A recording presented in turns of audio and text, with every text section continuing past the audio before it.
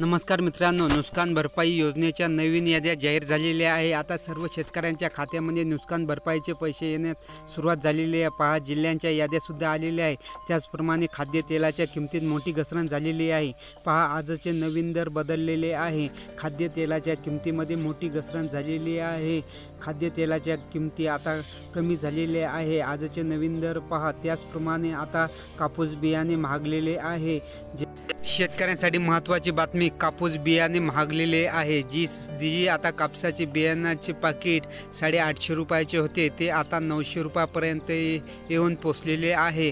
तर कापूस शेतकरी उत्पादक शेतकरीसाठी आता ही एक दुःखदायक बातमी आलेली आहे। कापूस बियाणे आता महागलेले आहे। त्याचप्रमाणे आज गारपीट होण्याची शक्यता आहे। महाराष्ट्रामध्ये आज गारपीट होण्याची शक्यता दिसून येत आहे। त्याचप्रमाणे आता पुढील बातमी म्हटलं म्हणजे भारतानं सिंदूर मिशन केलं सक्सेस, तर पाकिस्तानला चोख धडा शिकवलेला आहे।